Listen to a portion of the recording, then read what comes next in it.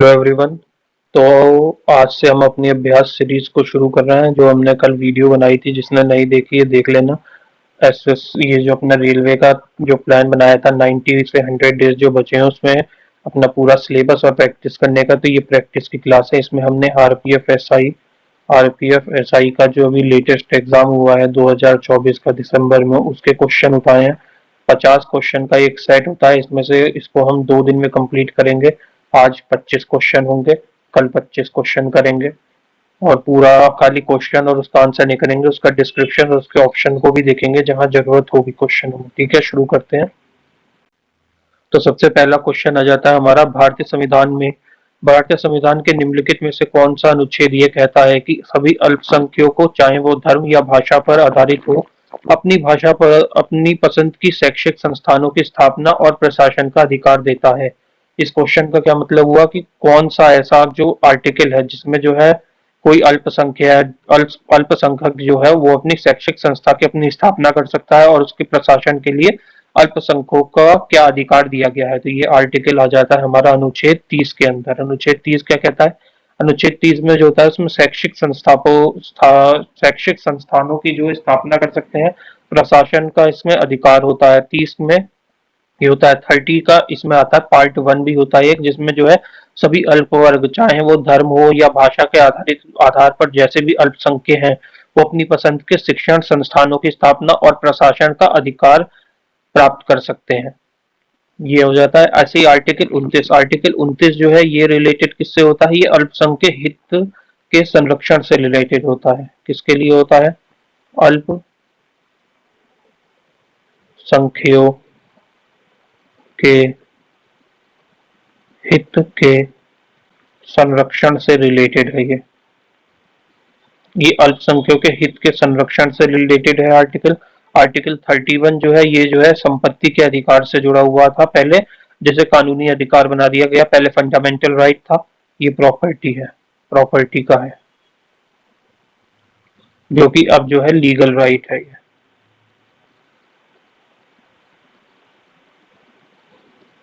Article 28 बचता है। Article 28 जो है ये शैक्षिक संस्थानों में धार्मिक शिक्षा या धार्मिक पूजा में भाग लेने के लिए स्वतंत्रता देता है हमें। जो भी हमारे शैक्षिक शिक्षक हैं, ये जो हमारे जो भी शैक्षिक संस्थान हैं, शैक्षिक जो भी संस्थान है, इसमें जो है धार्मिक और धार्मिक जो भी शिक्षा, धार्मिक एक तो शिक्षा और दूसरा पूजा, इसको करने का जो है अधिकार देता है हमारा। अगला क्वेश्चन आता है, निम्नलिखित में से किसने 2022 के सेना प्रशिक्षण कमान शिमला के प्रमुख पदभार ग्रहण किया है? किसने किया है? लेफ्टिनेंट राज शुक्ला, जेएस नैन, एसएस महल या सीपी मोहंती। किसने किया है? ये किया है एसएस महल ने। एसएस महल जो बने हैं ये 1 4 2022 को बनाए गए हैं हमारे सेना प्रशिक्षण कमान। और इससे पहले जो थे वो थे राज शुक्ला। एक्स कौन था? राज शुक्ला। इससे पहले के थे राज शुक्ला।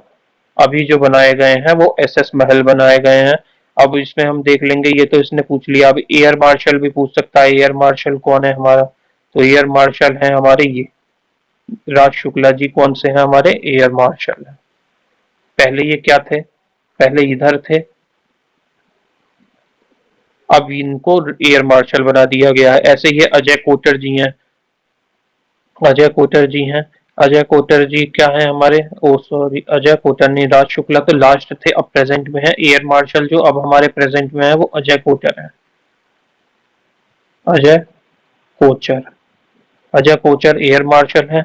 नेवल के जो है, नेवी के, नौसेना के जो है, उनका नाम है संजय महिंद्रू। एयर हो गया, नेवी हो गया, और आर्मी। आर्मी के जो है वो है हमारे संजय भल्ला। ये जो है आर्मी के हैं। ठीक, चलो नेक्स्ट स्लाइड पे चलते हैं अपनी। निम्नलिखित में से कौन सा साल्मोनिया संक्रमण का लक्षण नहीं है? उसमें जो है ये एक तरह का इन्फेक्शन होता है या कह लें जो कि बैक्टीरिया होता है, उससे ये बीमारी फैलती है बैक्टीरिया से। ये संक्रमण किससे होता है? ये जो होता है ये बैक्टीरिया से होता है। और इसका जो लाइफ स्पैम होता है, कितने दिन तक ये बीमारी चलती है, तो ये चलती है 4 से 7 दिनों तक। और इसमें हमें क्या होता है? बुखार होता है, पेट में दर्द होता है और दस्त होते हैं, और इसमें वॉमिटिंग जो है वो कभी कभी होती है। तो इसका सही आंसर क्या हो जाएगा? वॉमिटिंग। वॉमिटिंग जो है हमेशा नहीं होती, इसमें कभी कभी वॉमिटिंग जैसा फीलिंग होती है। अगला क्वेश्चन हम देखते हैं, भारतीय संविधान के निम्नलिखित में से कौन सा अनुच्छेद जो है कैग से रिलेटेड है? कैग का फुल फॉर्म क्या है? Counter and auditor general of India. ठीक है, ये कौन से आर्टिकल से रिलेटेड है? ये आर्टिकल 148 से रिलेटेड है। ये जो होते हैं हमारे देश के जो हेड होते हैं, किसके? ऑडिट और अकाउंट डिपार्टमेंट के, दोनों स्टेट में और सेंट्रल में, दोनों के लिए होते हैं। आर्टिकल 148 में है ये कैग। और 149 और 150 जो आर्टिकल है, ये इनकी ड्यूटीज और इनकी पावर को बताता है। Duties and power of CAG, ये आ जाता है इस आर्टिकल के अंदर आ जाता है। आर्टिकल 140 जो है ये सुप्रीम कोर्ट की पावर बताता है, सुप्रीम कोर्ट की पावर के रिलेटेड है ये। आर्टिकल 130 आता है। आर्टिकल 130 जो है जो सीट होती है सुप्रीम कोर्ट में, सीट ऑफ सुप्रीम कोर्ट है ये, कि ये जो है दिल्ली या दूसरे किसी ऐसी जगह में जहां बैठेंगे, जिन्हें भारत के मुख्य न्यायाधीश या राष्ट्रपति जो भी हैं, राष्ट्रपति के अनुमोदन के पर जो है समय समय पर नियत किया जाता है कि अब आप यहाँ यहाँ वहां वहां ये सब चीजों के लिए होना होता है। ऐसे ही आर्टिकल 135 आ जाता है। आर्टिकल 135 जो है ये सुप्रीम कोर्ट को अभिलेख या न्यायालय होने का अधिकार देता है। 135 क्या? सुप्रीम कोर्ट को न्यायालय या वो न्यायालय या अभिलेख होने का ये जो है अधिकार देता है। 5 फरवरी 2024 में कैबिनेट ने अंतरिक्ष क्षेत्र पर प्रत्यक्ष विदेशी निवेश नीति से संबंधित में संशोधन को मंजूरी दी है। इसके अनुसार निम्नलिखित में से किस उपक्षेत्र में स्वचालित मार्गों के माध्यम से 100% एफटीआई की अनुमति दी गई है? वो दी गई है सैटेलाइट वो उत्पादन को दी गई है, लॉन्च वाहन या सिस्टम प्रणाली उपग्रह घटकों को दी गई है, सैटेलाइट निर्माण। इसका सही आंसर हो जाएगा सैटेलाइट निर्माण, जिसको जो 100% एफडीआई दी गई है। सैटेलाइट उत्पादन वालों को जो है 74% दी गई है। सैटेलाइट लॉन्च वाहन और सिस्टम उप प्रणालियों को जो है 49% की एफडीआई दी गई है। फॉरेन डायरेक्ट इन्वेस्टमेंट, जिसको हिंदी में क्या करते हैं? कहते हैं प्रत्यक्ष विदेशी निवेश दिया गया है, एफडीआई। तो नेक्स्ट क्वेश्चन जो है हमारा है, भारतीय संविधान में राष्ट्रपति पर महाभियोग का प्रावधान के देश के संविधान से लिया गया है। कहाँ के संविधान से जो है राष्ट्रपति पर महाभियोग, मतलब कि प्रेसिडेंट के ऊपर जो इम्पीचमेंट होता है,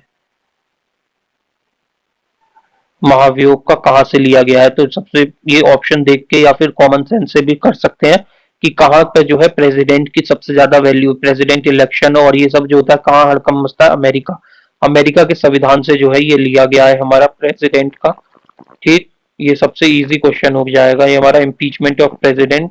और ये इंडियन कॉन्स्टिट्यूशन में किसके अंदर आता है? इंडियन कॉन्स्टिट्यूशन में आ जाता है ये हमारा आर्टिकल 61 के अंदर, जिसमें कि इम्पीचमेंट ऑफ प्रेसिडेंट दिया गया है। ये जो है किसी भी हाउस में हो सकता है पार्लियामेंट के। इसमें जो इनिशियली इसमें जो चाहिए होता है, उसमें 1/4 जो मेंबर होते हैं उनके सिग्नेचर चाहिए होते हैं नोटिस के ऊपर। ये नोटिस होता है, नोटिस पे 1/4 मेंबर के सिग्नेचर चाहिए अगर उनको जो है राष्ट्रपति का इम्पीचमेंट कराना है तो। ठीक, भारत के निम्नलिखित बायोस्फीयर रिजर्व का पूर्व से पश्चिम तक का सही अनुक्रमण क्या है?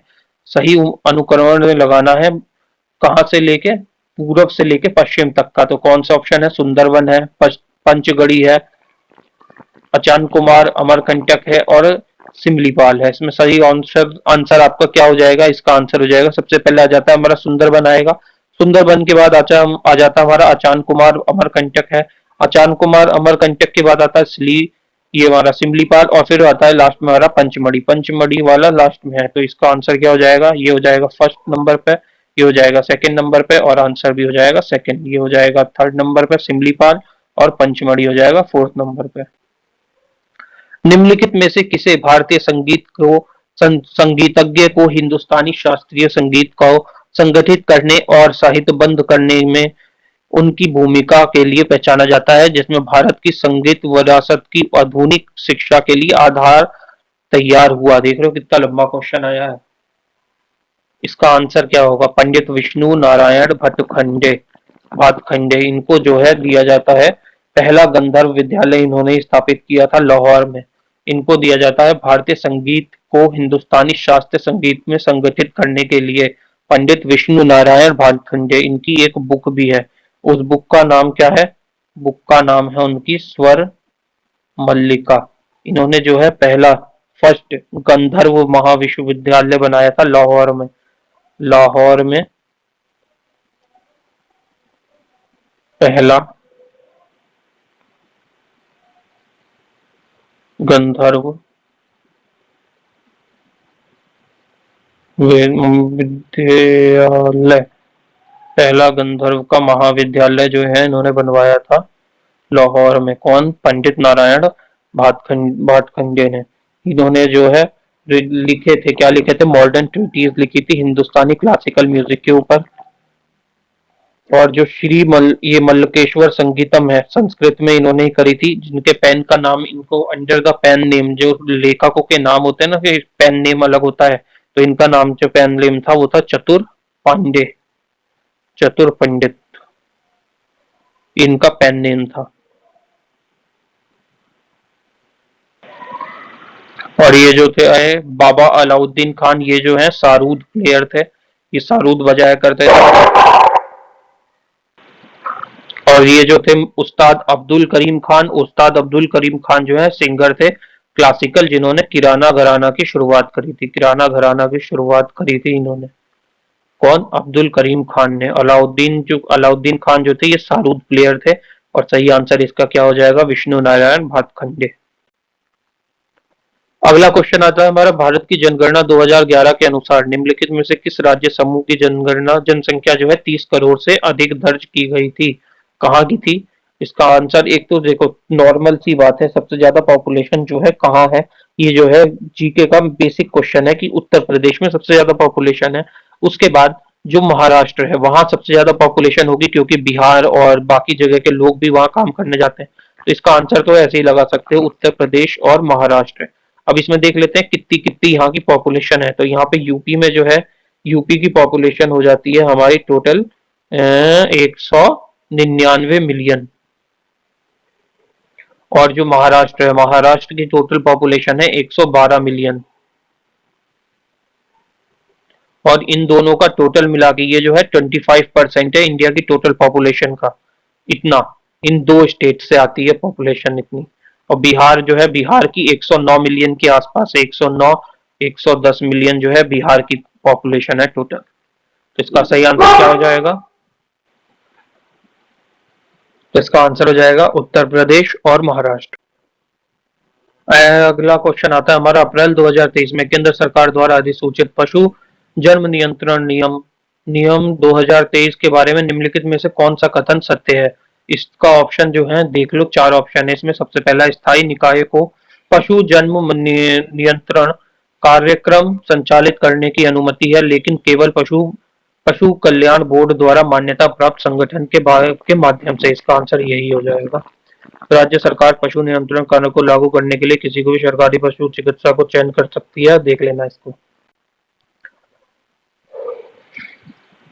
निम्नलिखित में से कौन भारत के बहावी आंदोलन का नेता था? वहाबी आंदोलन जो था, वहाबी आंदोलन, इसके नेता जो हुए थे, दो नेता थे। एक का नाम क्या था? एक का नाम था शाह अब्दुल्ला अजीज, शाह अब्दुल अजीज। और दूसरे का क्या नाम था? सैयद अहमद बरेवली। ये दो थे वहाबी आंदोलन के। ये जो इंडिया का बहुत ही बड़ा आंदोलन था, जो कि सोशल रिलीजियस रिफॉर्म्स के लिए था। इंडो इस्लामिक सोसाइटी ने किया था 9th सेंचुरी में। इसका जो मेन रीजन था या कारण था, वो था strong political under currents. Political के रीजन की वजह से सोशल जो रिफॉर्म्स हुए थे, सोशल रिलीजियस रिफॉर्म्स हुए थे, उसमें इंडो इस्लामिक सोसाइटी ने किया था। ये दो लोग थे इसमें जो उभर के आए थे, एक थे सैयद अब्दुल अजीज, दूसरा था सैयद अहमद बरेवली।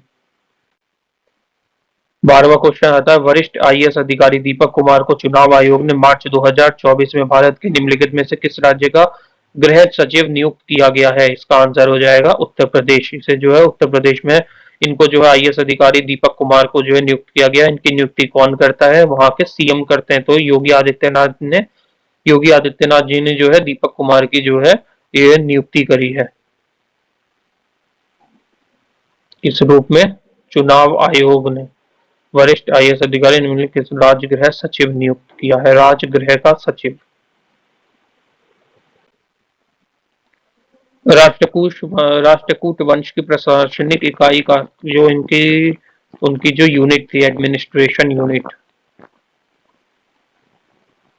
एडमिनिस्ट्रेटिव जो यूनिट थी राष्ट्रकूट की उसका लिखना है। उसके बारे में बताना है कि कौन सी क्रमवंश कैसे चलती थी। तो सबसे पहली इसमें आती थी भुक्ति। सबसे पहली थी भुक्ति। भुक्ति इसमें भी है, भुक्ति इसमें। दूसरे नंबर पर राष्ट्र, दूसरे नंबर पर राष्ट्र विषय, और इसमें भी भुक्ति है। तो इसका सही आंसर ये नहीं हो जाएगा, ये नहीं होगा, ये होगा। पहले होती थी भुक्ति, भुक्ति के बाद आता था इसमें विषय, और विषय के बाद आ जाता था राष्ट्र। भुक्ति जो है वो डिवाइडेड थी सब इसमें विषय में, और विषय जो है सब डिवाइडेड हो रखे थे इसके राष्ट्र में।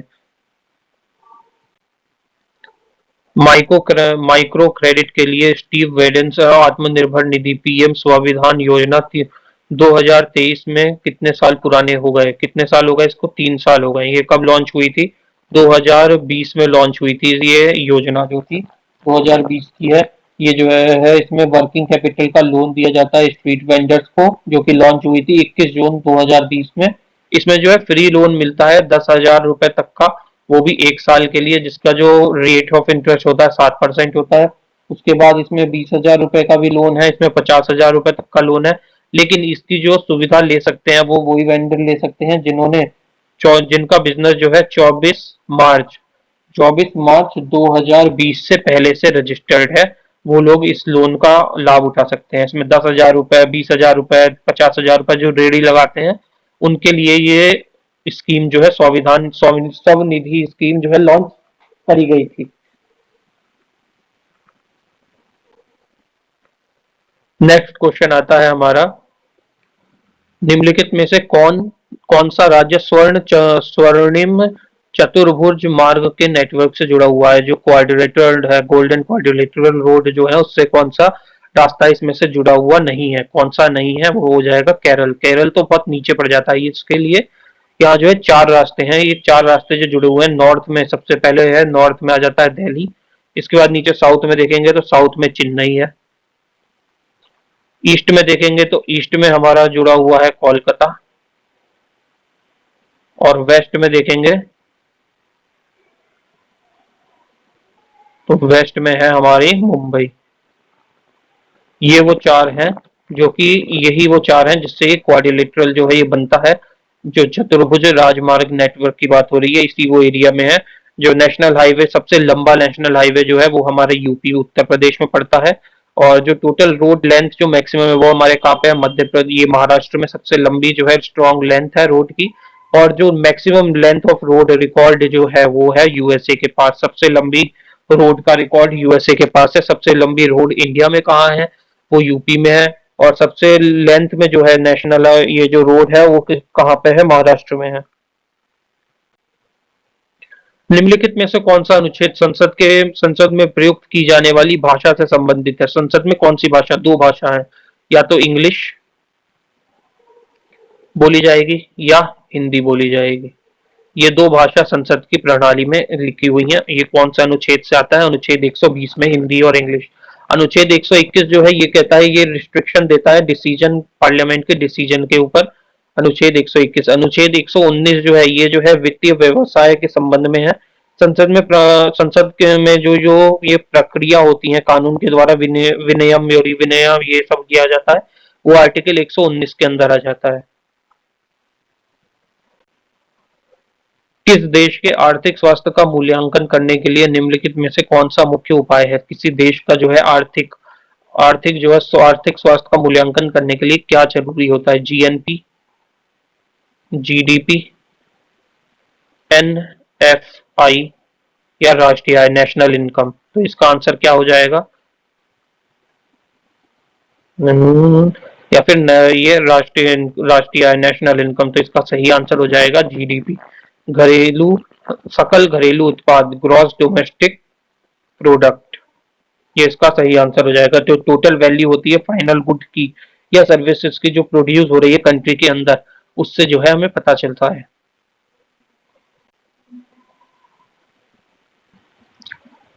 सितंबर 2024 में डब्ल्यूएचओ ने आधिकारिक तौर पर निम्न में से किस देश को कुष्ठ रोग से को खत्म करने वाला दुनिया का पहला देश माना है? कौन सा ऐसा देश है जिसने लेप्रोसी जो है खत्म हो गई है, जहां पे वो कौन सा देश है? वो है हमारा जॉर्डन। अब ये क्वेश्चन आता है, निम्नलिखित में से किस योजना का उद्देश्य ग्रामीण क्षेत्र में स्वरोजगार का अवसर पैदा करना है? गांव के क्षेत्र में अपने आप जो सेल्फ एम्प्लॉयमेंट पैदा करने का कौन सी स्कीम के अंदर आ जाता है? तो इसमें देखो प्रधानमंत्री रोजगार योजना नहीं है, क्योंकि ग्रामीण की कह रहा है, ये नहीं होगा। इसमें देखो शहरी ऑप्शन है, तो ये भी नहीं होगा। अब इन दोनों में से हो सकता है, या तो स्वर्ण जयंती ग्राम स्वरोजगार योजना होगा, या फिर ग्रामीण रोजगार सृजन कार्यक्रम होगा। इसका आंसर इन दोनों में से कोई एक होगा। तो इसका जो सही आंसर होगा वो होगा रूरल एम्प्लॉयमेंट जनरेशन स्कीम, ये का programme, rural employment generation programme. इसी के साथ साथ कुछ अलग भी स्कीम्स है, जैसे कि हो गई मनरेगा हो गई,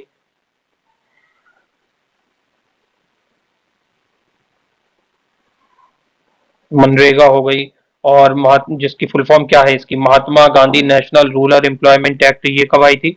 ये 2005 में आई थी। ऐसे ही हो गए rural self employment training institute हो गया, आजीविका हो गई, पंडित दीनदयाल उपाध्याय ग्रामीण कौशल योजना हो गई। ऐसे ही ये जो हो गई पीएम गरीब कल्याण रोजगार अभियान हो गया। ये अलग अलग कुछ योजनाएं हैं जो कि ये जो है ग्रामीण रोजगार के क्षेत्र में है। अब आता है हमारा इच्थियोफॉरिस बेडोमिन। ये जो है एक क्रमीन जैसे उभयचर है जो तैर सकता है, किस वंश से रिलेटेड है? ये जो है ये किस वंश से रिलेटेड है? ये जो है छोटे अंक के उभयचर होते हैं। ये कैसे होते हैं? छोटे रंग के उभयचर होते हैं, इन्हें इंग्लिश में कहते हैं लिम्बलेस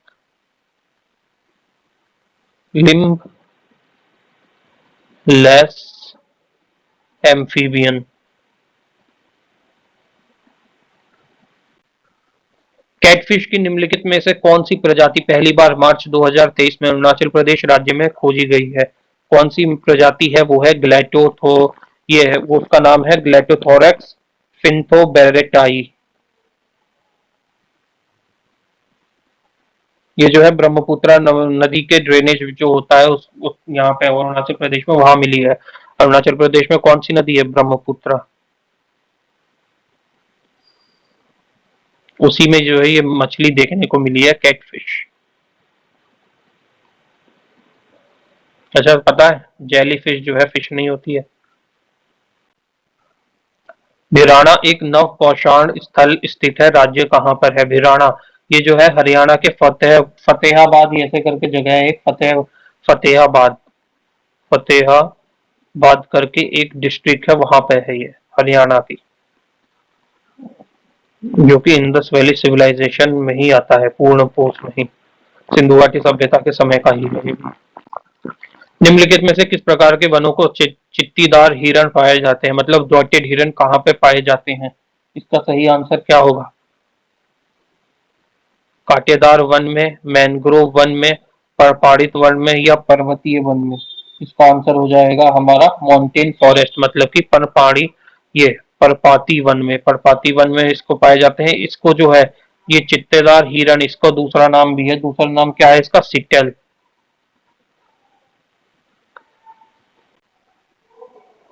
अब हमारा लास्ट क्वेश्चन आ जाता है, गुलाम वंश में निम्नलिखित में से शासकों का क्रोनोलॉजिकली इसको जो है लगाना है, कौन सबसे पहले आया था? सबसे पहले सिंपल सा ही देख लो, एक ही ऑप्शन से पता चलता है, रुकनुद्दीन फिरोज शाह आया था पहले, फिर बैरम शाह था, फिर मसूद शाह था, फिर नसरुद्दीन मोहम्मद था। तो इसका सही आंसर क्या हो जाएगा? ये हो जाएगा। ठीक है, थैंक यू आज की क्लास के लिए। नेक्स्ट क्लास में मिलते हैं। अब क्वेश्चन जो होंगे वो इंग्लिश में ही होंगे, हिंदी में नहीं हो पा रहे हैं, हिंदी में नहीं होंगे क्वेश्चन, इंग्लिश में ही रहेंगे। जिसको करना है करना, नहीं करना है मत करना, देख लेना।